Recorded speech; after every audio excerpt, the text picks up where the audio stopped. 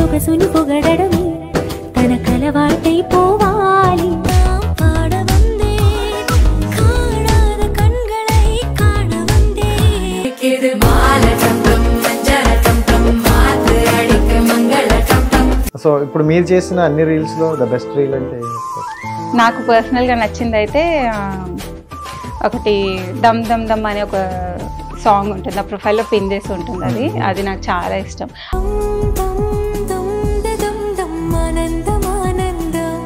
బల్గంలో ఆ డైలాగ్ కూడా చాయా మామూలుగా నువ్వు థమ్స్అప్ లాగిపిస్తావు కదా. డాన్స్ అయితే వచ్చు, కానీ కెమెరా ముందు నేను కూడా బాగానే ఉంటానా అనిపించింది, సో కంటిన్యూ చేసిన.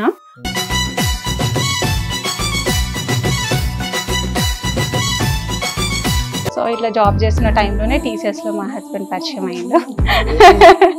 సో అలా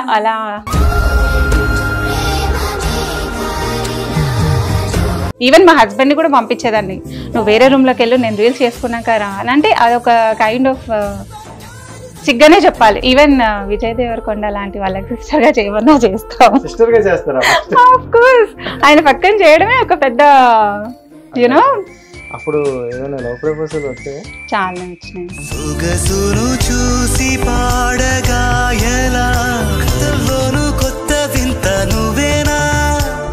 hi viewers, welcome to our channel. నేను మీ రాజేష్. సో ఈరోజు మనతో పాటు ఒక కొత్త ఇన్ఫ్లుయెన్సర్స్ అయితే తీసుకొని వచ్చేసా.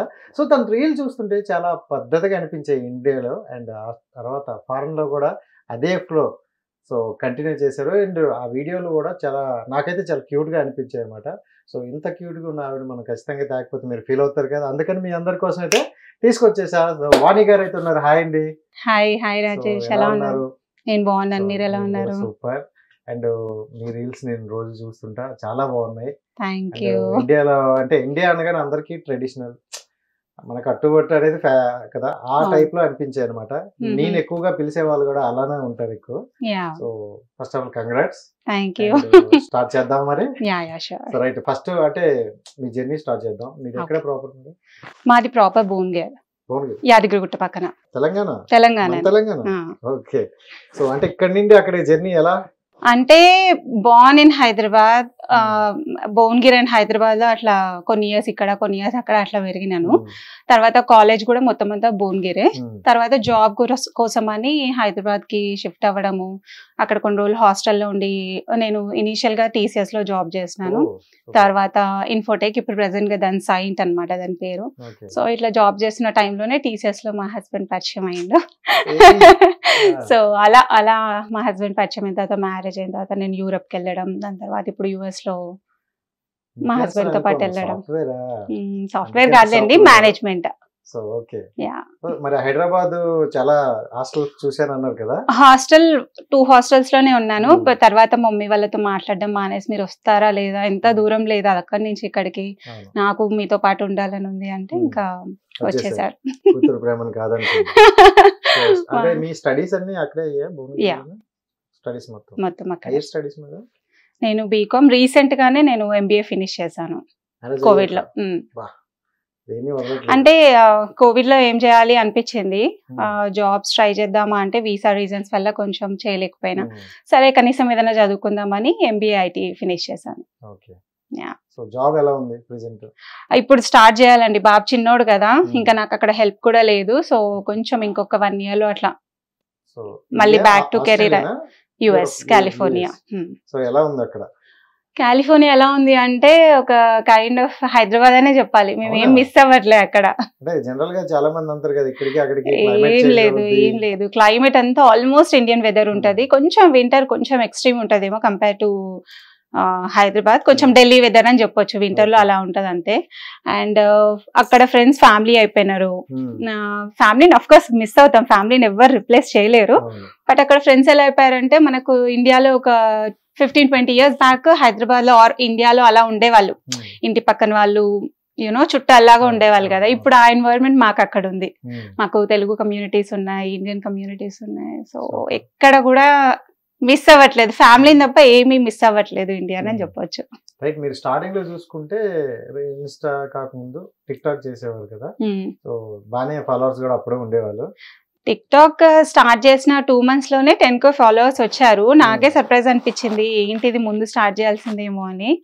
అది కూడా మా హస్బెండ్ ఊరికే కోవిడ్ లో ఏం చేయాలో అర్థం కాకుండా ఊరికే కుకింగ్ చేస్తున్నానని ఏదైనా స్టార్ట్ చేయొచ్చు కదా, ఇట్లా టిక్ టాక్ అనే ప్లాట్ఫామ్ ఉంది, నువ్వు కూడా ట్రై చేయొచ్చు కదా, ఓన్లీ చూడడం కాదు చేయొచ్చు కదా అంటే మన వల్ల అవుతుందా, నాకు అంత సీన్ ఉందా అనుకున్నా. బట్ 1-2 చేసిన తర్వాత నాకు కూడా కొంచెం అనిపించింది, అరే ఇదేదో బాగుంది కదా, నాలో ఇంత స్కిల్ ఉందా అంటే నేను కూడా ఎన్హాక్ చేయగలరా ఉన్న డైలాగ్ కి. డాన్స్ అయితే వచ్చు, కానీ కెమెరా ముందు నేను కూడా బానే ఉంటానా అనిపించింది. సో కంటిన్యూ చేసిన. కాకపోతే మళ్ళీ ఇండియా రావాల్సి వచ్చింది. అసలు కెమెరా ముందు చూసారు ఎలా ఉన్నారు అంటే ప్రతి ఒక్కరికి అదొక డౌట్ ఉంటది కదా. ఇప్పుడు భయం లేదు, ఇప్పుడు ఆల్మోస్ట్ 2019-20 నుంచి కదా, సో 4 years నుంచి ఆ జర్నీ కంటిన్యూ అవుతుంది కాబట్టి ఇప్పుడంత షై గానీ భయం గానీ లేదు. కానీ స్టార్టింగ్ లో ఎవరైనా పక్కన ఉంటే రీల్ చేద్దామంటే వద్దులే వాళ్ళు వెళ్ళిపోయాక చేద్దాం, ఇప్పుడు ఏమనుకుంటారో.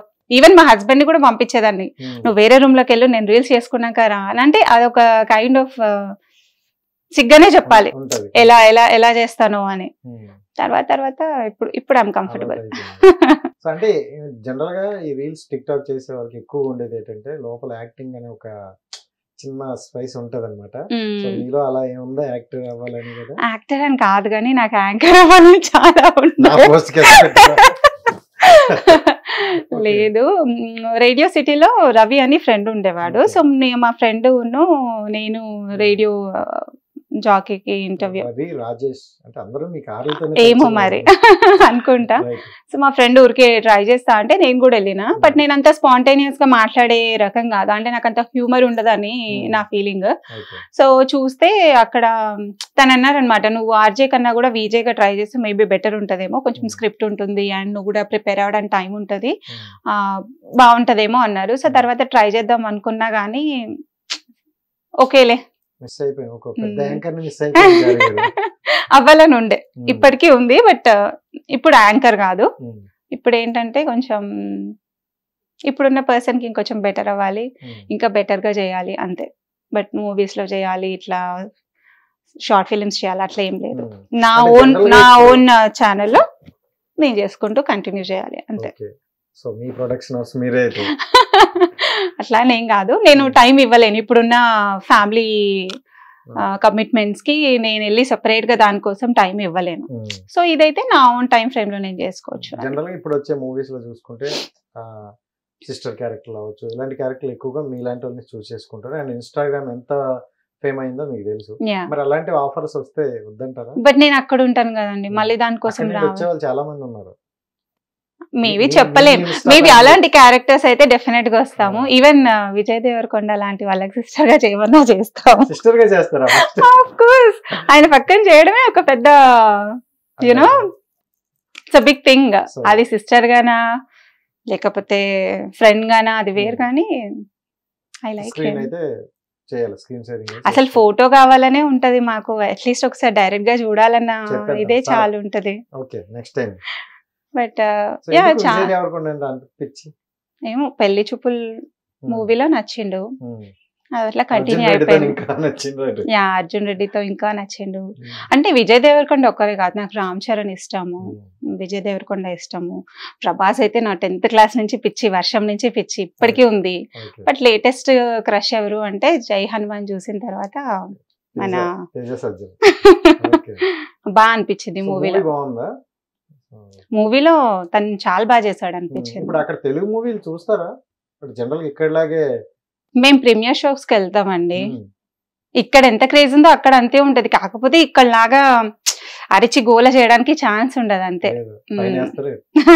వచ్చి వార్నింగ్ ఇచ్చి వెళ్తారు. సో అంటే జనరల్ గా విదేశాల్లో చూసుకుంటే మన సినిమాలు ఆడుతున్నాయి బానే ఉంటాయని తెలుసు, ఈ క్రేజ్ ఉంటుందా లేదా అంటే అదే అంటున్నా కదా, థియేటర్ బయట మనం ఇక్కడ చేసే హంగామా కానీ రిలీజ్ రోజు ఉన్న హడావిడి అది కొంచెం తక్కువ ఉంటది. బట్ ఎవరైనా సెలబ్రిటీస్ వచ్చిన రోజు ఆఫ్ కోర్స్ వాళ్ళు పర్మిషన్ తీసుకుంటారు, బాగుంటది.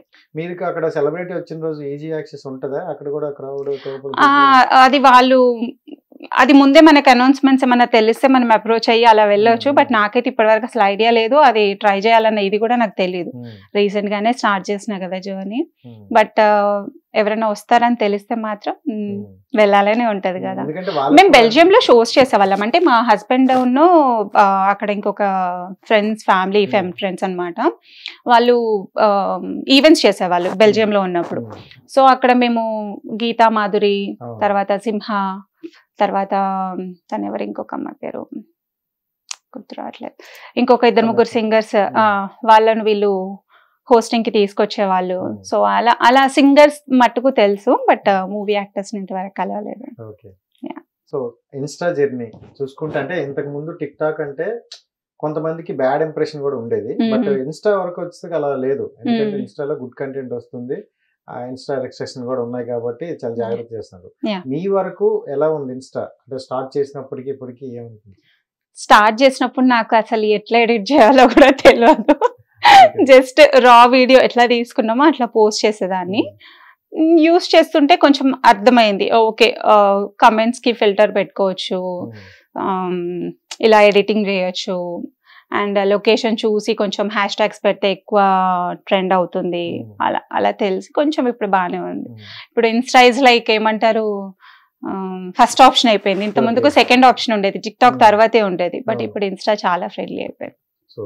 పొద్దున్న లేవగానే ఫస్ట్ వాట్సాప్ కన్నా ముందు అదే చూసుకుంటాను నేను. సో ఇప్పుడు మీరు చేసిన అన్ని రీల్స్ లో ద బెస్ట్ రీల్ అంటే ఏం చెప్తారు?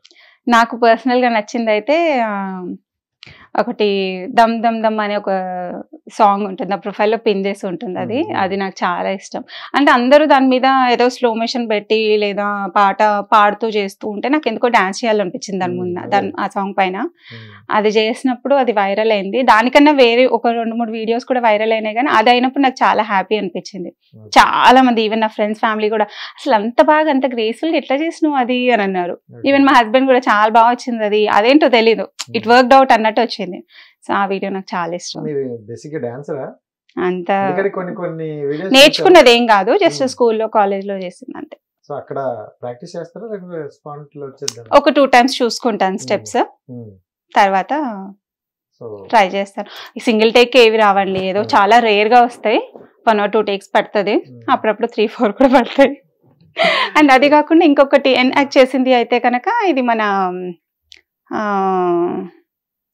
తెలంగాణ మూవీ ఒకటి బల్గంలో ఆ డైలాగ్ కూడా, కూల్ డ్రింక్ మామూలుగా మీరు కూల్ డ్రింక్ తాగుతారు కదా అని ఒక ఆడియో ఉంటది, నాకు గుర్తు రావట్లేదు ఎగ్జాక్ట్ గా ఫస్ట్ లైన్స్ ఏముండదు. ఆ డైలాగ్ కూడా నాకు చాలా ఇష్టం నేను చేసిన దాంట్లో.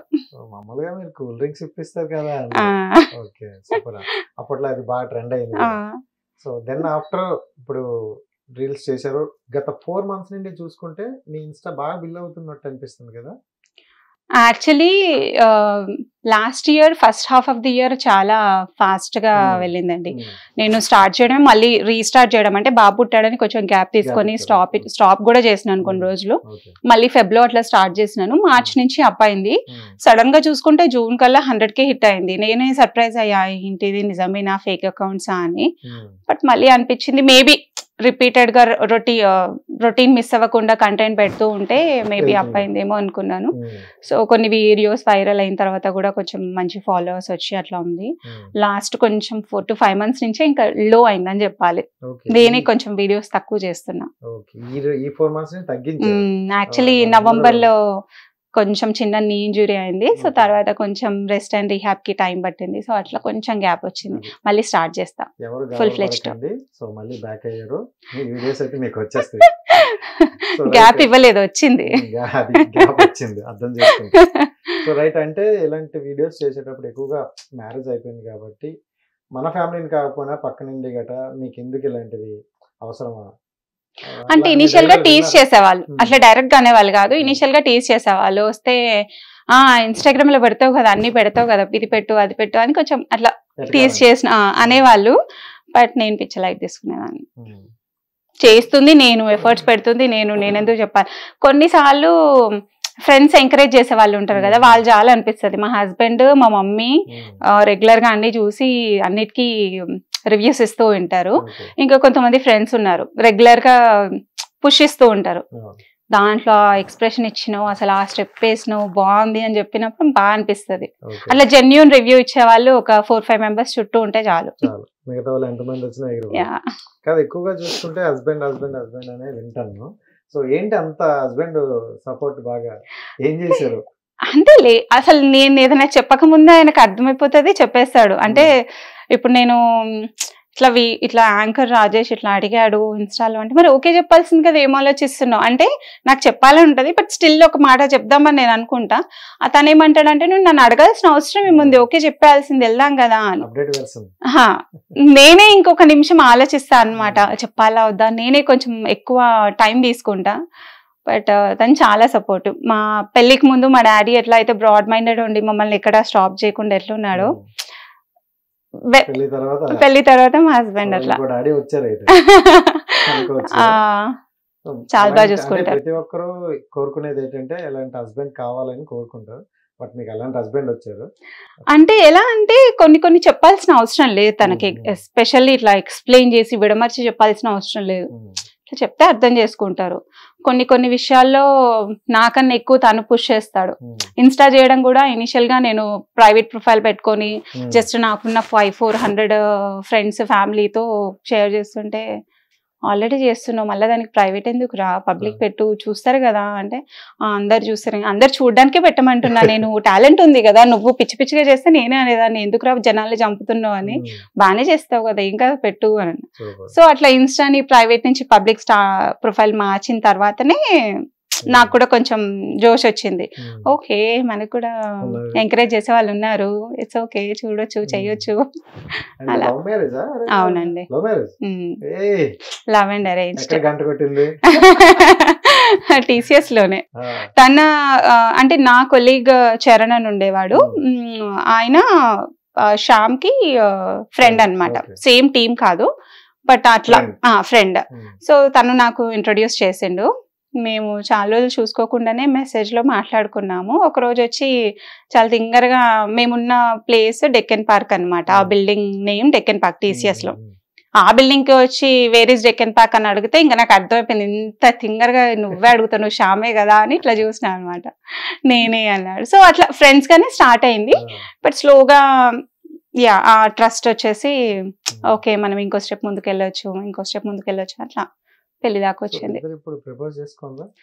మ్యూచువల్ గా అయితే మేము ఎప్పుడు నోట్ తో చెప్పుకోలేదు, జస్ట్ అట్లా అనిపించేది. ఒక టైం తర్వాత పెళ్లి చేసుకుందామా అన్న టాపిక్ వచ్చినప్పుడు యూ కెన్ గో హెడ్ అన్నట్టు అనిపించింది. డేట్స్ కి వెళ్ళాము, లంచ్ కి వెళ్ళే వాళ్ళము, మూవీస్ కి వెళ్ళే వాళ్ళం, కానీ నోరు తెరిచి I love you so much, I love you two so much అని అట్లా స్పెషల్ గా అట్లాంటి ఫిల్మీ డైలాగ్స్ ఏమి లేవు.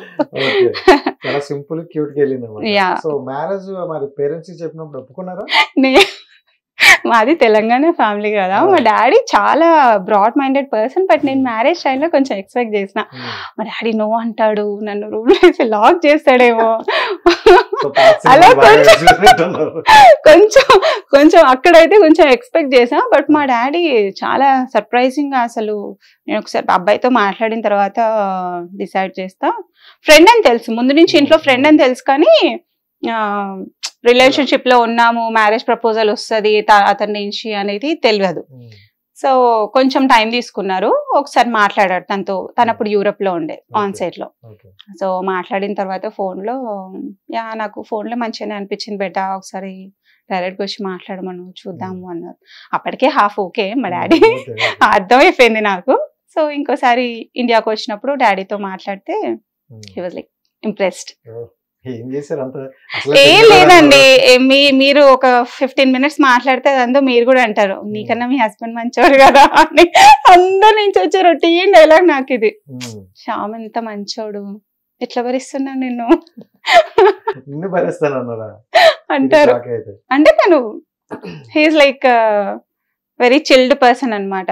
సెటైర్స్ మస్త్ చేస్తాడు, అంటే టైమింగ్ డైలాగ్స్ ఎక్కువ ఉంటాయి, నచ్చేస్తాడు అందరికి. సో ఎక్కడ మాట్లాడాలి అక్కడ ఆడతారు, ఎక్కడ అవసరం లేదు అక్కడ వదిలేస్తారు. సో ఆఫ్టర్ మ్యారేజ్ వెళ్ళిపోయారా డైరెక్ట్ గా? యూరోప్ లో ఒక 2 years ఉన్నాను.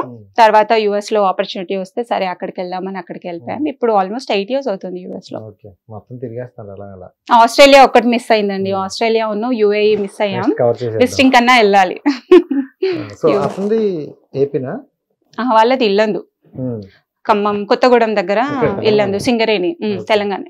సో తెలంగాణ అంటే జనరల్ గా తెలంగాణ మ్యారేజ్ అంటే ముక్క సుక్క ఉంటదని విన్నాను.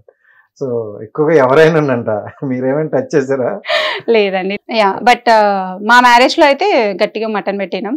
మా మ్యారేజెస్ అంటే మా మమ్మీ వాళ్ళ దాంట్లో పెట్టరు, ప్యూర్ వెజ్ పెళ్లిళ్ళు చేస్తారు, రిసెప్షన్ గట్టిగా చేసుకుంటారు. కానీ ఇంకా అత్తమ్మ వాళ్ళ వైపు పెళ్లిలో కూడా కావాలి అంటే అట్లా. సో పెళ్లిళ్ళు ఎక్కువగా తెలంగాణ సైడ్ మటన్ ఇవన్నీ ఉంటాయి కదా? ఉంటాయి కానీ మా దాంట్లో ఉండకపోయేది. బట్ మేము కూడా స్టార్ట్ చేసినాం. మీరు ఆంధ్ర సైడ్ వచ్చినట్టు అనిపించింది అప్పుడు. సో ఇంకా మిమ్మల్ని కూడా మార్చేసినట్టు ఉన్నారు కదా? ఇప్పుడు అంతా మిక్స్డ్. అంటే మోస్ట్లీ మన తెలంగాణలో అంత ఎట్లుంటుందో అట్లనే ఉంటది. కాకపోతే మా మమ్మీ వాళ్ళు విశ్వ బ్రాహ్మిన్స్. సో కైండ్ ఆఫ్ ఏంటంటే ప్యూర్ గా వెజ్ పెళ్లి చేసి నెక్స్ట్ చిన్నిందులు 16 రోజుల పండుగ అప్పుడు సెలబ్రేట్ చేసుకుంటారు. ఆలోచించారు. అండ్ రైట్, ఇన్స్టా దీని గురించి పక్కన పెడితే మీరు టీచర్స్ అప్పుడు స్టడీస్ అప్పుడు కానీ అప్పుడు ఏమైనా లవ్ ప్రపోజల్ వచ్చాయా? చాలా వచ్చినాయి. చెప్పండి, లెక్కెట్టుకుంటా. సో ఎందుకు అవన్నీ వదిలేసి ఇక్కడే కనెక్ట్ అవుతే ఈ పర్సనే రైట్ అని మీకు అనిపించింది? అంటే వాళ్ళు ప్రపోజ్ చేసింది ఎంతసేపటికి పైన పైన అనిపించేది, అర్థమైపోయేది. ఏదో అట్లా బయటికి తీసుకెళ్ళడానికో లేదా టెంపరీ అనిపించేది. ఆ ట్రస్ట్ అయితే ఎవరి మీద అనిపించలేదు. సో ఈయన దగ్గర ఏంటంటే స్టార్టింగ్ నుంచి ఏదో ఒక కైండ్ ఆఫ్ కనెక్షన్, అది ఏంటని చెప్పలేను, ఒక ట్రస్ట్ వచ్చింది. అది అంతే. అది ఎందుకు వచ్చిందో నాకు కూడా తెలియదు. మ్యారేజ్ టైంలో కూడా కొంచెం ఆలోచించుకున్నాం, అంటే ఇద్దరు ఇంట్లో ఒప్పుకుంటే చేసుకుందాము అని. ఇద్దరు ఇంట్లో ఒప్పుకున్నాకే చేసుకుందాం అని అనుకున్నాం. ఎక్కువ టైం ఏం పట్టలేదు, ఒప్పేసుకున్నారు. ఇద్దరు ఫ్యామిలీస్ లో ఒప్పేసుకున్నారు. బ్యూటిఫుల్ అమ్మాయిని పడగొట్టారంటే అతను రియల్లీ గ్రేట్. తనకి ఏమైనా ఉన్నాయని అడిగారు ఒకసారైనా? ఉన్నాయి, ఉండుంటాయి. ఇట్స్ ఓకే, అవన్నీ ఫాస్ట్. ప్రెసెంట్ లో నేనున్నాను, నన్ను చూస్ చేసుకున్నారు కదా. సో నా దగ్గర ఆగాడంటే చాలా పాజిటివ్ గా వెళ్తున్నావు. సో తన అదృష్టం అంటున్నావు కానీ నువ్వు దొరకడం అదృష్టం. ఇద్దరం వి బోత్ ఆర్ లక్కీ. అదే ఫీల్ అవుతాను నేనైతే. తను లక్కీ అని నేను చెప్పలేను, నేను కూడా లక్కీ. కాకపోతే నా దగ్గర వచ్చి స్టాప్ అయ్యాడు కదా, సో అది నాకు చాలా స్పెషల్ యూనో జెస్చర్ లాగా అనిపిస్తుంది. నా దగ్గర స్టాప్ అయినా పెళ్లి చేసుకున్నాడంటే బాగా నచ్చాననే కదా. సో నెక్స్ట్ ఏంటి, ఏం చేద్దాం అనుకుంటారు? నెక్స్ట్ అయితే డెఫినెట్ గా కెరీర్ మళ్ళీ రీస్టార్ట్ చేయాలి, కొంచెం బాబుని స్కూల్కి పంపించి. అండ్ ఇన్స్టా, యూట్యూబ్ ఇది కంటిన్యూ. యూట్యూబ్ లో చాలా తక్కువ ఉంటున్నా, అది కూడా కొంచెం యాక్టివ్ అవ్వాలి అనేసి అనుకుంటున్నా. కొంచెం బ్లాగ్స్ చేద్దాం అనిపిస్తుంది, కానీ మొత్తం అంతా అయిపోయినాక గుర్తొస్తుంది, అయ్యో ఇది రికార్డ్ చేసుకోవాల్సింది కదా, పోస్ట్ చేయాల్సింది కదా, నేను మర్చిపోయినా అని. ఏదన్నా పండగ చేసినప్పుడు ఇంట్లో పొద్దునంతా పిచ్చి పిచ్చిగా ఉంటాం కదా, రెడీ అవ్వకుండా. ముందు రోజే అనుకుంటా అసలు ఇదంతా రికార్డ్ చేయాలి, కెమెరా ఇక్కడ పెట్టుకోవాలి, అది చేయాలి, ఇది చేయాలి అని. అంతా అయిపోయిన తర్వాత అప్పుడు గుర్తొస్తుంది, అరే చేయాల్సింది కదా అని. సో అట్లా చాలా సార్లు మిస్ అయినా, బతుకమ్మ కానీ దివాళీ కానీ ఇవన్నీ చాలా ఈవెంట్స్, చాలా ఫెస్టివల్స్ మిస్ అయ్యా. సో ఇప్పుడు ఇక మీదట అట్లీస్ట్ యూట్యూబ్ లో కొంచెం అన్న మంత్లీ ఒక 2-3 వ్లాగ్స్ పెట్టడానికైనా చేద్దాం అనేది గోల్, చిన్న గోల్. రోజు ఫాలో అవ్వాలి కదా. అండ్ ఇంకోటి ఏంటంటే ఇన్స్టాలో చూసుకుంటే గుడ్ వే, ఎంత గుడ్ వేలో వెళ్ళినా బ్యాడ్ కామెంట్స్ అనేవి వస్తుంటాయి. సో అంటే కొంతమంది ఆ బ్యాడ్ కామెంట్స్ ని తీసుకోలేరు అనమాట, మనసుకి హర్ట్ అనిపిస్తుంది. సో మీకు అలాగా బాధ అనిపించిన కామెంట్స్ ఏమైనా ఉన్నాయి? స్టార్టింగ్ లో చాలా బాధ అనిపించింది. ఒక రోజు మొత్తం డల్గా కూర్చునేదాన్ని, మళ్ళీ నెక్స్ట్ వీడియో చేయాలంటే మనసు ఒప్పేది కాదు, మళ్ళీ ఏం పెడతారో ఏంటో అని.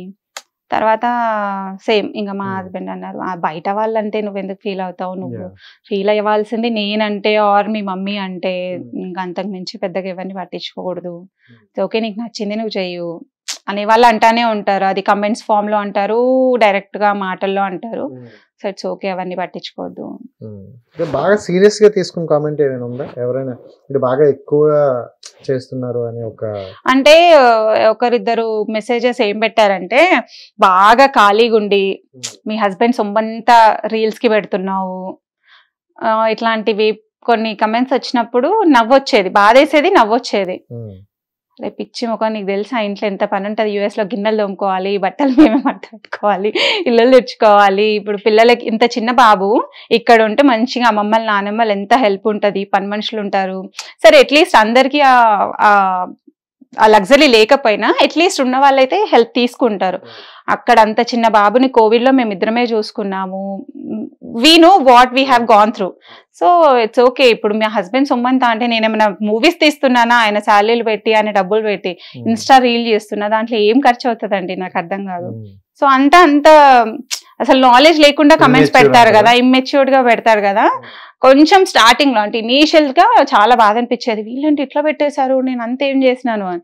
ఇప్పుడు పిచ్చలైట్ అనుకోండి నాకేంటి అలా. సో బ్యాడ్ ఎంత ఉంటుందో గుడ్ కూడా అంతే కనిపిస్తాయి. బట్ ఈ మధ్యన కొంతమంది ఇన్ఫ్లుయెన్సర్స్ ని ఇంటర్వ్యూ చేస్తుంటే కొంతమంది చెప్పారన్న కొన్ని కవిత్వాలు వస్తుంటాయి, వినేటప్పుడు చాలా బాగుంటాయి. అలాంటి కవిత్వాలు ఏమైనా వచ్చాయా? నాకు గుర్తుకు లేదు కానీ చాలా ఫిల్మీగా పెడతారు. అంటే అవి ఆల్మోస్ట్ ప్రతి ప్రొఫైల్ కింద పెడతారు వాళ్ళు, నాకు ఒక్కదానికే కాదు. అంటే ఇప్పుడు మా పియర్స్ ఉంటారు కదా, ఇన్స్టాలో మా ఫ్రెండ్స్ ఉంటారు కదా, ఎప్పుడన్నా వాళ్ళ కమెంట్స్ కిందకి వెళ్ళి చూసినా కూడా అవే ఉంటాయి. సో యూనివర్సల్ గా అందరికి సేమ్ కమెంట్ కాపీ చేస్తారు. సో ఎందుకని అంటారు అంటే ఒక మ్యాడ్ అయిన ఉమెన్ అని తెలిసి కూడా ఫ్లర్ట్ చేయాలని ట్రై చేస్తారు, అటెన్షన్ కోసం అనిపిస్తుంది. మేబీ ఆ కమెంట్ కి రెస్పాండ్ అవుతే హ్యాపీగా అనిపిస్తుందో, లేకపోతే కొంతమంది ఆ బ్యాడ్ కమెంట్స్ కి కూడా మళ్ళీ ఇంకో రీల్ ఆర్ స్టోరీ పెట్టి వాళ్ళని హైలైట్ చేస్తారు వాళ్ళ ప్రొఫైల్ ని. సో అట్లా ఫేమ్ కోసం కూడా కొంతమంది, అటెన్షన్ కోసం కూడా కొంతమంది చేస్తారు. నేనైతే బ్లాక్ చేస్తా, అంతకన్నా ఎనర్జీ నేను పెట్టలేను దేని మీద కూడా. సింపుల్. సో మొత్తం మీ లైఫ్ లో హ్యాపీయెస్ట్ మూమెంట్ అంటే ఏం చెప్తారు? మ్యారేజ్ అని చెప్పేదాన్ని ఇంత ముందు, కానీ ఇప్పుడు మా బాబు పుట్టింది అసలు కంప్లీట్ అప్ సైడ్ డౌన్ చేసేసాడు లైఫ్ ని. ఎంత ముందుకు బాబు పుట్టక ముందుకు డిఫరెంట్ వాణి, బాబు పుట్టిన తర్వాత డిఫరెంట్ వాణి అయిపోయింది. ప్రయారిటీస్ చేంజ్ అయిపోయినాయి. పర్సన్ ని కూడా ఇంకొంచెం యాక్టివ్గా ఉండి కొంచెం ఏమంటారు అవుట్ స్పోకెన్ పర్సన్ ఎక్కువ ఉండేదాన్ని. బాబు పుట్టిన తర్వాత ఎందుకో తెలీదు చాలా ఓపిక పెరిగిపోయింది, తెలియకుండానే వచ్చేసింది. నాలో ఇంత ఓపిక కానీ మమ్మీ వాళ్ళే సర్ప్రైజ్ అయ్యారు నన్ను చూసి. అండ్ ఈవెన్ మా హస్బెండ్ కూడా అనిపిస్తుంది అంట అప్పుడప్పుడు, వీడు పుట్టిన తర్వాత నీకు చాలా ఓపిక పెరిగిందిరా అంటాడు. సో అట్లా తెలియకుండానే ఒక డిఫరెంట్ పర్సన్ అయిపోయా. నాలో ఇంత మదర్లీ నేచర్ ఉందా అనేది అప్పుడు అనిపించింది. అండ్ కొంచెం డెలివరీ అదంతా కూడా చాలా టఫ్ అయింది. సో కొంచెం అనెస్థీషియా ఎక్కువైపోయి ఫెయింట్ అయిపోయి చాలా కాంప్లికేషన్స్ అయినాయి. సో అందుకని అది పుట్టిన తర్వాత బాబుని చూసుకున్న తర్వాత అనిపించింది, అమ్మ రీబర్త్ వచ్చిందిరా నిజంగానే. చాలా మంది అంటారు కదా అలా రీబర్త్ ప్రాసెస్ అన్నట్టు, వాడు పుట్టిన తర్వాత నాకు కూడా ఒక పర్సన్ డిఫరెంట్ గా పుట్టిననా అనిపించింది. సో చాలా చాలా ప్రెషియస్ మూమెంట్ అది. And before marriage after marriage తేడా అంటే ఏం చెప్తారు వాణిలో? బిఫోర్ మ్యారేజ్ జోవియల్ ఫ్రెండ్లీగా ఉండేదాన్ని, అందరినీ నమ్మేదాన్ని. కొంచెం అంత డిఫరెన్షియేట్ చేసుకునే అంత మెచ్యూరిటీ నాకు లేకుండే అనిపించింది. ఆఫ్టర్ మ్యారేజ్ కూడా ఆల్మోస్ట్ కొన్ని ఇయర్స్ అంతే అయ్యింది. కొన్ని రోజులు వచ్చి అబ్రాడ్ లో ఉన్న తర్వాత డిఫరెంట్ పీపుల్ ని చూస్తూ ఉంటే అప్పుడు అనిపించింది, అరే ఇది వాళ్ళు ఫ్రెండ్షిప్ కంటిన్యూ చేయరు, జస్ట్ అవకాశం కోసం చూస్తూ ఉంటారు. అంటే అవకాశం అంటే it's not in a bad way, but just ఉన్నప్పుడే మాట్లాడతారు, లేనప్పుడు మర్చిపోతారు. సో అట్లాంటివన్నీ చూసినప్పుడు అనిపించింది ఓకే అందరికీ అంత ఇంపార్టెన్స్ ఇవ్వాల్సిన అవసరం లేదు, మన లైఫ్ లో కొంతమంది కంటిన్యూ అవుతారు. సో ఉన్న 10 మంది ఫ్రెండ్స్ అయినా చాలు, ఆర్ 2-3 ఫ్రెండ్స్ అయినా చాలు, కానీ మన లైఫ్ ని వాళ్ళు కూడా ఈక్వల్ గా షేర్ చేసుకొని కంటిన్యూ అయ్యే వాళ్ళతోటి కంటిన్యూ చేసుకుంటే బెటర్. అట్లా అది నేర్చుకున్నాను బిఫోర్ ఆఫ్టర్. అంతమందికి ఏంటంటే ప్రతి ఒక్కరితో టచ్ లో ఉండాలి, ఏమనుకుంటారు, వాళ్ళు ఏం చేస్తున్నారు వీళ్ళు ఏం చేస్తున్నారు, మనం ఫోన్ చేద్దాం వాళ్ళు ఫోన్ చేసినప్పుడు మాట్లాడదాం, అట్లా కొంచెం ఎక్కువ ఉండేది. ఇప్పుడు మోర్ లీనింగ్ టువర్డ్స్ క్వాలిటీ దాన్ క్వాంటిటీ. సో బిఫోర్ చూసుకుంటే ఇలా నమ్మిన వాళ్ళలో నుండి అంటే పర్సన్ పేర్లు ఎవరు చెప్పకపోయినా ఇలాంటి పర్సన్ వల్ల నేను చాలా ఫీల్ అయ్యాను ఎవరు ఉందా? అంత హార్ట్ కి తీసుకుంది ఏం లేదండి. అంటే ఫ్రెండ్స్ అని మనతో పాటే ఉండి మన వెనకాల మన గురించి ఇది మాట్లాడితే కొంచెం అనిపించేది. వాళ్ళని నేను వెంటనే పోయి అడిగేదాన్ని కూడా అప్పుడున్న మెంటాలిటీకి.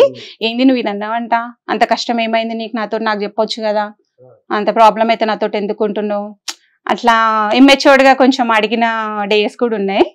ఇప్పుడు అంత టైం పెట్టట్లే అంటున్నా. అంటే ఇప్పుడు చాలా డిఫరెంట్ పర్సన్ అయ్యానని చెప్పాను, కానీ ఇప్పుడు నా ప్రయారిటీస్ చేంజ్ అయినాయి. ఇప్పుడు నాకు అంత వెళ్ళి వాళ్ళని అడిగే అంత ఓపిక కూడా లేదు. అంత ఓపిక అంత టైం లేదంట. ఇప్పుడు నేను అడిగి వాళ్ళకి ఎందుకు ఇంపార్టెన్స్ ఇవ్వాలి, నేను ఇగ్నోర్ చేస్తా. సో లైఫ్ మొత్తంలో చూసుకుంటే బాగా సాడ్ సిచ్యువేషన్, సాడ్ మూమెంట్ అంటే ఏం చెప్తారు? సాడ్ మూమెంట్ అంటే జాబ్ చేస్తున్నప్పుడు మ్యారేజ్ కి ముందు డాడీకి బ్రెయిన్ స్ట్రోక్ వచ్చింది. సో అప్పుడు కొంచెం భయం వేసింది, బాగా భయం వేసింది. ఆ టైం తర్వాత అసలు అంటే డాడీ ఉన్నంతసేపు మనము ఏమనుకుంటాము, ఉన్నారులే అన్ని చూసుకుంటారు కదా, మమ్మీ డాడీ ఉన్నారు కదా అన్ని చూసుకుంటారు కదా అని చాలా కేర్లెస్గా రెక్లెస్కుంటాం. ఆ మూమెంట్లో అనిపించింది అంటే రెస్పాన్సిబిలిటీ ఇంకా అంటే ఎలా ఉంటుంది. కొంచెం 6 months పట్టింది ఓవరాల్గా డాడీ రికవర్ అవడానికి. 1 month ఇనీషియల్గా చాలా టఫ్ అయింది.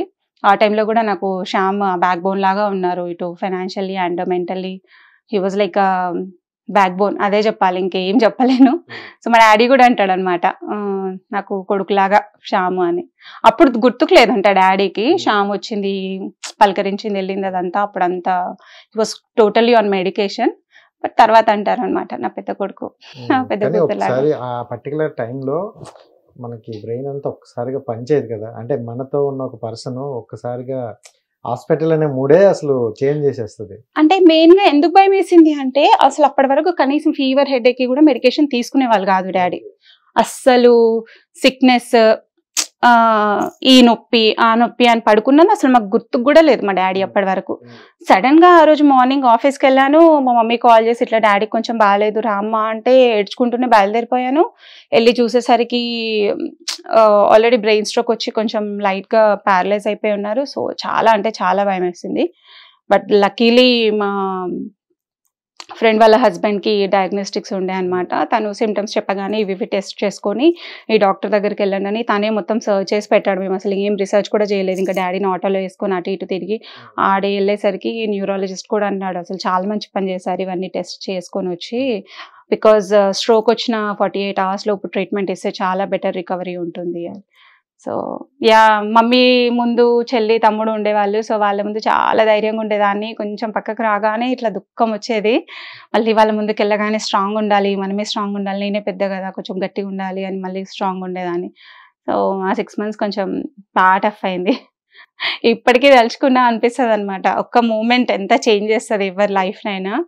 సో కానీ ఇప్పుడు మళ్ళీ డాడీ నార్మల్ అయిపోయి ఇట్లా చూసుకుంటే అవేవి గుర్తుకు రావు అసలు.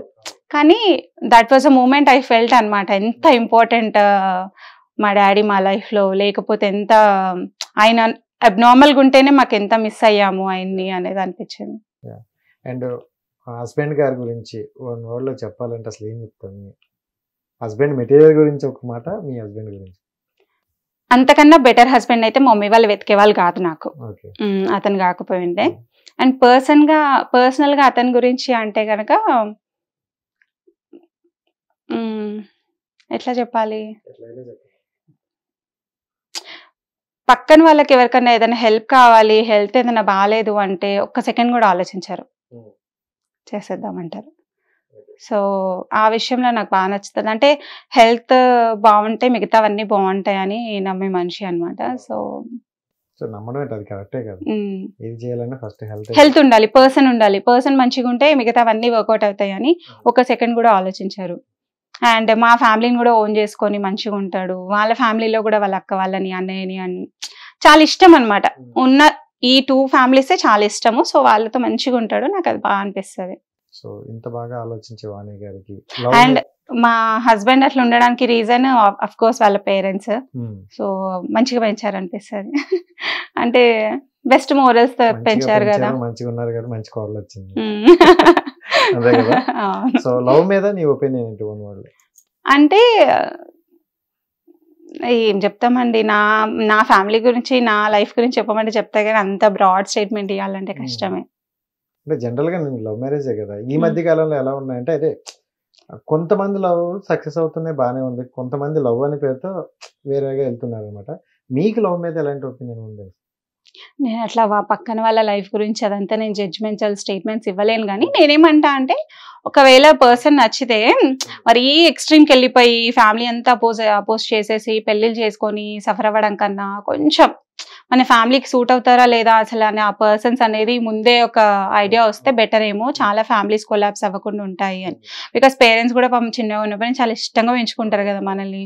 ఇప్పుడు సడన్ గా వదిలేసి వెళ్తా అంటే వాళ్ళు నిజంగానే జెన్యూన్ గా లవ్ కోసమే వెళ్ళిపోతారేమో, బట్ వీళ్ళకి కూడా హార్ట్ బ్రేకే కదా. సో కొంచెం కన్విన్స్ చేయగలం వీళ్ళని అనుకునే వాళ్ళతోటి కంటిన్యూ చేసుకుంటే బెటర్. లేదు అంటే గనక అది ఎప్పుడైనా వన్ సైడెడ్ ఉన్నప్పుడు అట్లా ఆపుకుంటేనే బెటర్ ఏమో అనిపిస్తుంది. వీళ్ళని హర్ట్ చేసి ముందుకెళ్ళడం చాలా కష్టం అండి. ఇప్పుడు బాగానే ఉంటది కానీ తర్వాత ఫ్యూచర్ లో అందరికీ. ఎందుకంటే ఎస్పెషలీ ఉమెన్ కి చాలా మంది ఇప్పుడు మా ఫ్రెండ్స్ లో కానీ బయట ఎక్కడైనా కానీ లవ్ మ్యారేజ్ చేసుకున్న వాళ్ళు ఎట్లా అంటే ఎస్పెషలీ మ్యారేజ్ అయిన తర్వాత ఏదైనా షేర్ చేసుకుందాం అంటే పేరెంట్స్ మాట్లాడకపోతే అది హెల్. ఎంతమంది ఫ్రెండ్స్ ఉన్నా చుట్టూ ఎంతమంది ఉన్నా మమ్మీకి సమానంగా ఎవరు ఉండరు. ఫోన్ చేసి చెప్పుకోగలగాలి, హ్యాపీనెస్ ఉన్నా సాడ్నెస్ ఉన్నా మన మమ్మీకి డాడీకి ఫోన్ చేసి చెప్పుకోగలగాలి. అది లేకపోతే ఎట్లా ఉంటుంది అంటే కొంచెం ఏదో అబ్సెన్స్ లాగా ఉంటది. రోజులో ఎన్నిసార్లు చేస్తారు మీ మమ్మీకి? నేను రోజుకి ఒకసారి చేస్తాను. ఎప్పుడన్నా వీకెండ్స్ ఒక 2 days అట్లా గ్యాప్ వస్తుంది. ఆల్మోస్ట్ ఎవ్రీడే మాట్లాడతాం. ఇంత ముందుకు నా కోసం మాట్లాడేవాళ్ళు, ఇప్పుడు వాళ్ళ మనవాడి కోసం చేస్తారు.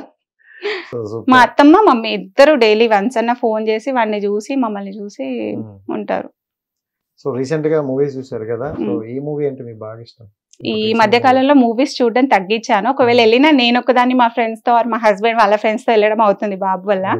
బట్ నాకు ఈ మధ్య కాలంలో నచ్చింది జై హనుమాన్ బాగా నచ్చింది. దానికన్నా ముందు అఫ్ కోర్స్ మా హీరో ప్రభాస్ ది సలార్ నచ్చింది. అసలు వెయిట్ చేస్తుండే అనమాట ఒక హిట్ మూవీ వస్తే చూద్దాము, థియేటర్కి వెళ్ళి చూసి ఎంజాయ్ చేద్దాము అని. బాగా అనిపించింది.